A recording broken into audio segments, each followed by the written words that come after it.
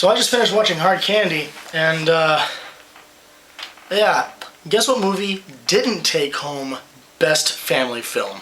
This is going to be a brief review because not much can be said about this movie without pretty much ruining it for the audience. Well, first of all, it's a film. Flat out. Art direction, editing, story, character, acting, editing, just film. Film. All over. Film. Big word. To give you a basic idea of the plot without getting too much detail away, basically this movie stars Ellen Page and Patrick Wilson. Ellen Page you may know from Juno, and Patrick Wilson you may know as the guy from Phantom of the Opera. Bit of a change of roles, to say the least.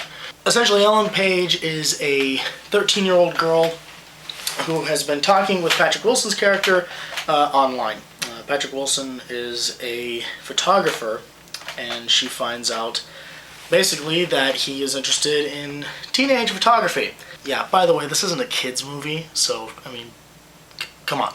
So the two of them decide to meet up in person, and she ends up back at his place. Interestingly enough, neither character seems very sure about how to approach the situation. Ellen Page is very naive, but kind of innocent, but still wants to get a little involved and things like that. Patrick Wilson, very much hesitant, but showing definite desire. It's very, very tense. It's a very, very tense sequence. And most of the time you're going to be asking yourself, why is this girl doing this and how stupid does she have to be? Then about 15 minutes into the movie, Patrick Wilson's character passes out and wakes up tied to a chair. And that's about all I'm going to tell you for the plot. I cannot tell you anymore. I don't want to ruin this movie for anybody, and I don't want somebody randomly clicking on this video and saying, oh, I'll watch this through because this guy looks pretty cool, and has it ruined for them.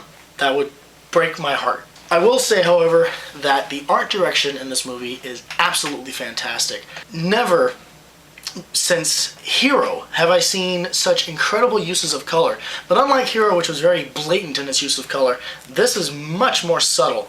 Very slight changes in lighting and color tones in which colors are being presented more vividly than others. Totally sets the pace and the tone for everything. Nothing is lost and nothing is wasted. It's mesmerizing. The story itself, again, without getting away too much detail, is one of the most intense, terrifying, horrifying, frightening, disturbingly real portrayals of, I don't want to say a case of pedophilia because it's not really, but again, trying to not ruin the plot for anybody. Let me put it this way. This movie will prove, basically, that there is nothing more dangerous than evil hidden under a veil of innocence. The entire time of the film, you are led to believe in one direction about the characters, and then you are quickly snapped into another direction, and then quickly snapped back into a third direction, and then a fourth and a fifth and a sixth. It does not let go. This film is relentless. It will not let you think. It will not let you stop. It will not allow you to gather yourself before you hit the next big climax per set piece. Everything in this movie is just smacking you in the face over and over and over again, and you cannot escape it. This movie is very much like a train wreck. Not in the sense that the plot sucks, because it's nowhere near that. It's basically so horrific that you're mesmerized by it. You cannot look away. And you will find yourself basically disgusted and enthralled at the same time by what you're witnessing.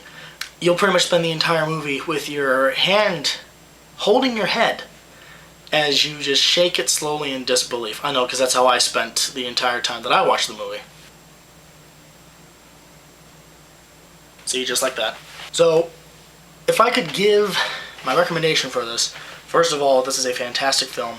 It deserved every award that it won, because it did win numerous awards at several independent film festivals. This is not a film that you're going to want to watch if you are easily disturbed. You're not going to want to watch it if you have a problem with children or young adults, in this case a teenager, being involved in very mature situations. This movie is no holds barred.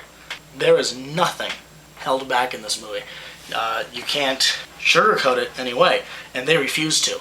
Nothing in this movie is glossed over by saying, oh, well, maybe it'll be okay, and, maybe we won't use that language or anything else like that. I mean, this is a hard R movie, and even that cannot adequately describe how this movie is going to affect you. Let me put it this way. When I saw Bug, I felt like I needed to take a shower. When I saw this movie, I felt like I needed to go through a car wash. Personally. Without a vehicle.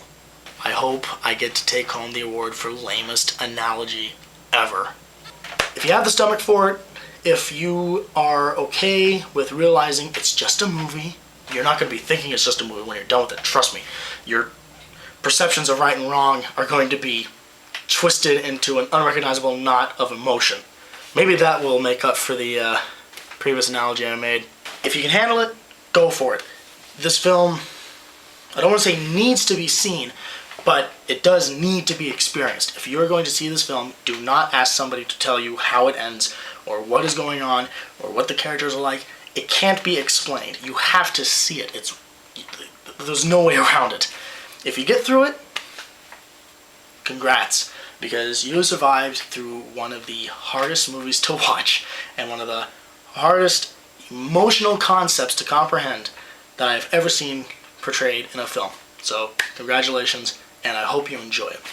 Now, I realize this isn't a very particularly funny episode, so, why don't we just cut straight to a rant? Kids in public places. Now, don't get me wrong. I was a kid myself. I think we all were, or are. If you are, what are you doing watching a video about an R-rated movie? Get to bed.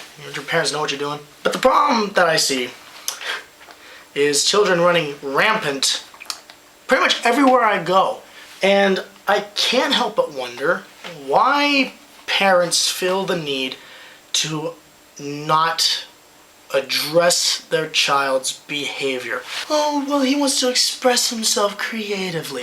Okay, you want to know what happened when I expressed myself in that way? I got slapped across the face or in the behind, and then I had to put my hand on the sharpening cart until we were done. And when we got home, I was in my room, on my bed, and I got 3 hours at least that I had to sit there and think about what I had done. Then I came out and did the whole fake apology thing to Mom, and yeah, can I go ahead and have my Game Boy back, blah, blah, blah, and, it works. But here's my point.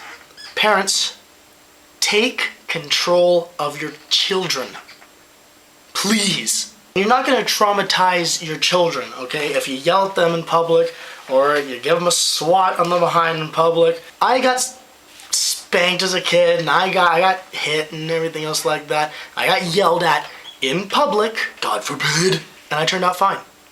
I turned out fine. There's nothing wrong with me. I'm just a regular guy who watches bizarre movies about pedophiles and people shooting each other all the time for laughs, and I post videos about it on the internet. There's nothing different about me than anybody else I know in the world. So please, parents, I'm begging you, realize it's not cute when your kid is jumping up and down on the plastic benches at El Pollo Loco, okay? I just want to eat my chicken. Let me eat.